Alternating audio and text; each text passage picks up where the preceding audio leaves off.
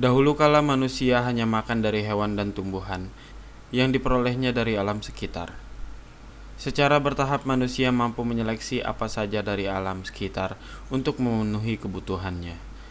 Kemudian ketika manusia mampu melakukan perjalanan jauh, dimulailah era perdagangan.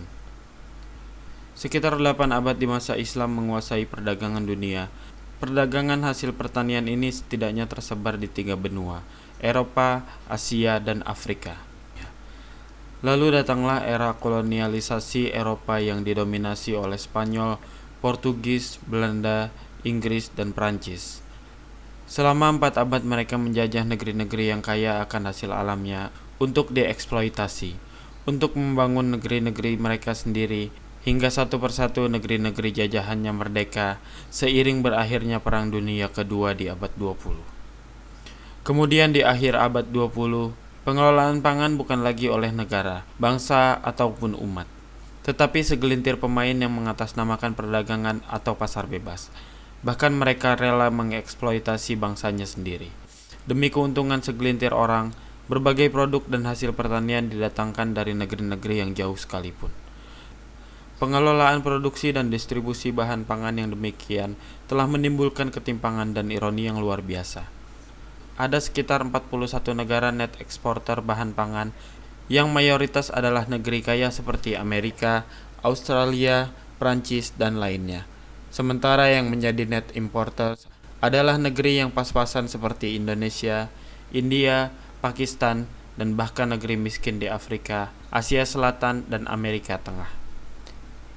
Ironi lain adalah ketimpangan inilah yang menyebabkan sekitar 870 juta orang kekurangan gizi, sementara ada 1 miliar orang di dunia kelebihan berat badan.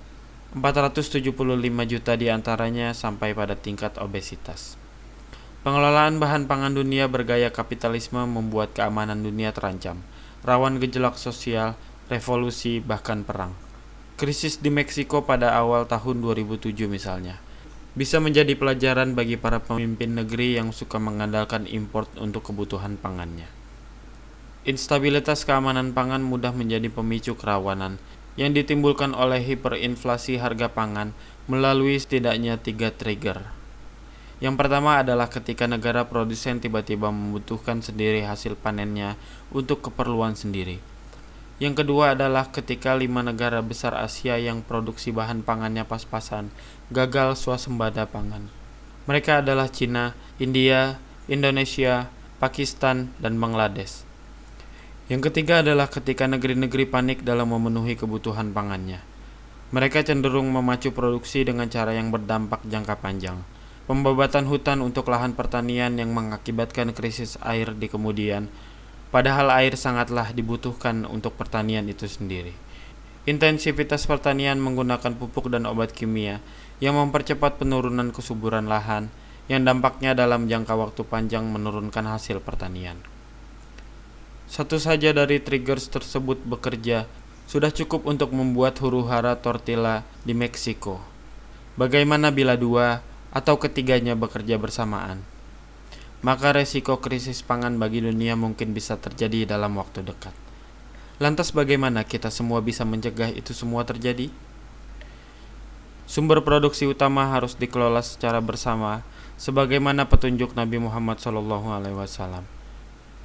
Orang-orang muslim itu bersirkah dalam 3 hal, dalam hal padang rumput, air, dan api. Jadi kuncinya adalah syirkah. Bila selama ini sudah ada bentuk-bentuk syirkah seperti kelompok tani atau koperasi unit desa, namun belum berhasil membangun kemakmuran para petani dan juga ketahanan pangan negeri ini, mungkin perlu dicarikan bentuk-bentuk syirkah lainnya yang lebih efektif. Di negeri ini jumlah lulusan sarjana pertanian saat ini sekitar 34.000 orang per tahun. Kita asumsikan 80% muslim. Dari sini kita asumsikan lagi ada 50%-nya saja yang tertarik untuk menekuni bidangnya. Lalu kita asumsikan lagi hanya 5% saja yang tertarik untuk melandasi penerapan ilmunya dengan petunjuk Al-Quran, hadis, dan sirah. Maka seharusnya tidak sulit untuk memperoleh sekitar 680 orang kader inti pertanian setiap tahunnya yang mau dibekali dengan petunjuk-petunjuknya. Mereka kemudian diterjunkan ke desa-desa untuk menjadi prime mover dalam gerakan sirkah pertanian di desa-desa. Mulai dari memetakan potensi dan masalah yang ada di desa tersebut, mengatasi satu persatu masalah yang ada, mengefektifkan kerja petani, mencarikan mereka bibit-bibit tanaman yang dibutuhkan, mengelola pasar hasil bumi pertanian dengan konsep pasar Madinah, dan mengelola hasil pertaniannya di lokasi bila perlu. Untuk mencapai dampak yang masif secara nasional dan bahkan juga internasional, puluhan ribu sarjana dan tenaga terampil di desa-desa tersebut dapat terus didampingi dan diintegrasikan dengan konsep bertani di era Wiki, yang sistemnya sudah siap beroperasi di Wikitani.